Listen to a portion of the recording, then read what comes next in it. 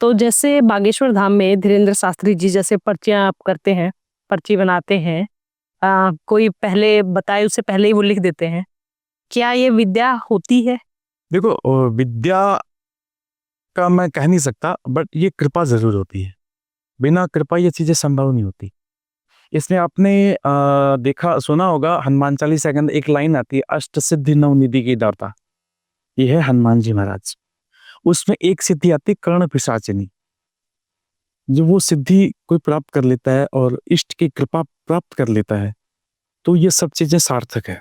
कैसे होती है प्राप्त कर्ण पिशाचिनी की? उसकी सिद्धि की विधियाँ अलग होती हैं और देखो ये सारी चीज़ें गोपनीयता रहती थोड़ी-सी मोटा-मोटा अगर आप बता दें। नहीं, मैं देखो बता नहीं सकता ये चीज़ें, सारी चीज़ें गोपनीय रहती हैं ये चीज़ें।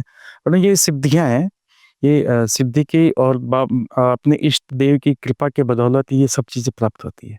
उन्होंने बड़ी साधना करी है अपने इष्ट की, अपने गुरु की और सिद्धि प्राप्त करी है। तो ये सब चीज़ों की ही ये कृपा है देखिए, बिना कृपा तो कुछ हो नहीं सकता। और जैसे कोई व्रत कर रहा है, कोई पूजा-पाठ कर रहा है, तो मानिए जैसे किसी ने मंगलवार का व्रत किया है। अब वो अलग-अलग जगह का है, उसमें कुछ जगह जैसे मैंने देखा है वहाँ नमक नहीं खाते हैं कि आज व्रत है, आज सिर्फ़ चूरमा बनेगा, गुड़ का चूरमा बना के लेते हैं वो। इन केस उस दिन में उस इंसान ने नमक खा लिया, व्रत टूट गया, तो क्या बालाजी नाराज़ हो जाते हैं, भगवान नाराज़ हो जाते हैं? नहीं देखो इसमें क्या होता है, एक तो भूलवश यानी कि ज्ञानवश और अज्ञानवश 2 चीज़ें आती हैं। अगर आपने जान कर के ये चीज़ कोई चीज़ होती है यार अच्छी लगती है यार, खा लेते हैं कोई बात नहीं यार। कोई यार भूल-चूक हो गई यार एक बार, वो भूल-चूक बाबा, तो वहाँ उसमें क्या होता है, अगर आपने अज्ञानवश वो चीज़ आपके जीभ पे चली गई, तो उसमें तुरंत समय बाबा के मंदिर में या अपने घरों के पूजा घर में जाके बाबा से क्षमा प्रार्थना करिएगा।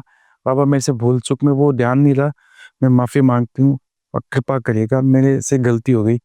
तो बाबा आपकी वो चीज़ को माफ़ कर देते हैं। आप उसको व्रत को कंटिन्यू भी कर सकते हैं। देखो वो चीज़ अज्ञानवश हो गई, जान कर के करते हो तो वो तो पाप ही है फिर। दोष लगता है, उस चीज़ का दोष लगता है। क्या दोष लगता है? कैसे? फिर वो व्रत का कोई फल मिलता नहीं है फिर आप। क्यों व्रत करो चाहे मत करो। व्रत का यही होता है देखिए, आपने भगवान के निमित्त में एक दिन भूखे रहे, तो आप चाहे कुछ भी रहो, एक समय खाना खाया चाहे बिना नमक के खाया, वो उनको पता लगता है कि हाँ यार ये भगत मेरे लिए एक दिन भूखा रहा है। वैसी बात है, आप चला के अगर सालासर दरबार में जाते हो तो उनको पता है कि ये चला के मेरे लिए 1 दिन अपना निकाल के आया, 2 दिन निकाल के मेरे लिए आया है। तो उसको तो ये स्वतः मान के चलो खाली हाथ नहीं भेजेंगे।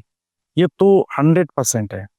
अगर आप चला करके अपनी मैया के दरबार में या बालाजी के दरबार में जाते हो कि नहीं मैं मैया के दर्शन करने जाऊँगी, बालाजी के दर्शन करने जाऊँगी, तो वो आपको कभी भी खाली हाथ नहीं भेजेंगे। क्योंकि आप स्पेशली चला के वहाँ गए हो।